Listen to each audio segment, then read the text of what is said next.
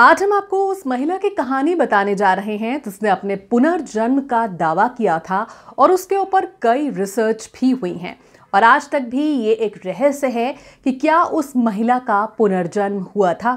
ये कहानी है आज़ादी से पहले की, जिसमें दिल्ली की बच्ची जो अपने आप को शादीशुदा बताती थी, वो भी उस उम्र में जिस उम्र में बच्चे अच्छे से बोल तक नहीं पाते, बात तक नहीं कर पाते सही तरीके से। ये कहानी है शांति देवी की। ये कहानी आपको बताएंगे, लेकिन उससे पहले बता दें कि हमारे चैनल को सब्सक्राइब करना और लाइक करना ना भूलें।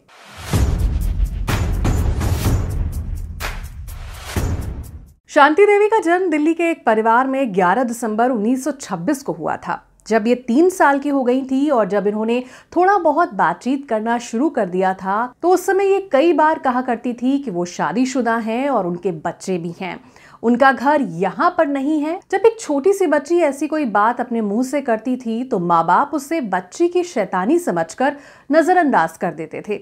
लेकिन जब वो थोड़ी और बड़ी हुई और तब भी वो यही बातें करती थी कि उनको अपने पिछले जन्म की यादें अभी भी सब कुछ अच्छे से याद हैं, उनकी सारी यादें ताज़ा हैं। कई बार जब माता पिता उनकी इन बेतुकी बातों से परेशान हो गए, तब आखिरकार एक बार उन्होंने इनसे पूछ ही लिया, चलो आखिर तुम शादीशुदा हो तो अपने पति का नाम बताओ और कहाँ रहती थी ये भी बताओ।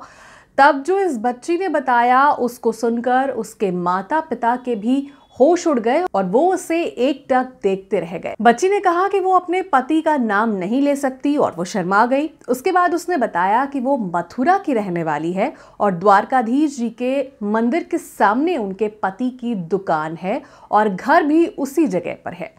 ये बातें वो बार बार करती रहती थी।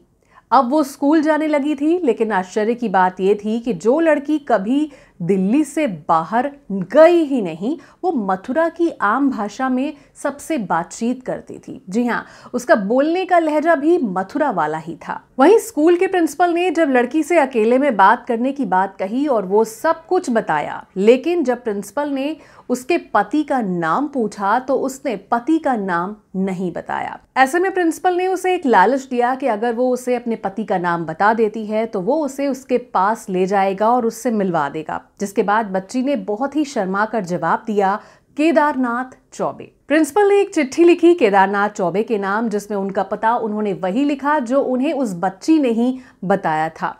जब ये चिट्ठी मथुरा में रहने वाले केदारनाथ चौबे के पास पहुंची तो उसे पढ़कर वो अचंभित रह गए, बिल्कुल हक्का बक्का रह गए। और ये अचरज भरी बातें सुनकर केदारनाथ चौबे भी खुद को रोक नहीं पाए कि आखिर क्या ये लड़की उनकी ही पत्नी लुगदी देवी है। ये जानने के लिए वो दिल्ली पहुंच गए और शांति देवी अब लगभग 9 साल की हो चुकी थी।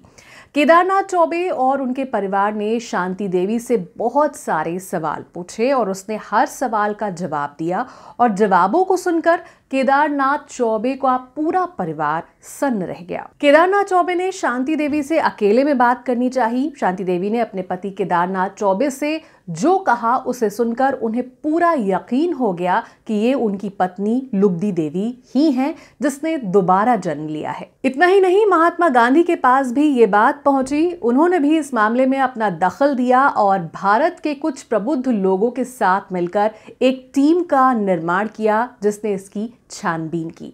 शांति देवी ने ताउम्र शादी नहीं करने का फैसला किया क्योंकि शांति देवी केदारनाथ चौबे को ही अपना पति मानती थी और अंत में 27 दिसंबर 1987 को इनकी मृत्यु हो गई थी। तो ये थी पुनर्जन्म की कहानी दिल्ली में रहने वाली शांति देवी की। आपकी इस कहानी के बारे में क्या राय है? आप पुनर्जन्म में यकीन करते हैं या फिर नहीं करते हैं, या फिर ये से सिर्फ एक गलतफहमी मानते हैं, अंधविश्वास मानते हैं? अपनी तमाम राय हमें अपने कमेंट्स के जरिए कमेंट सेक्शन में देना ना भूलें।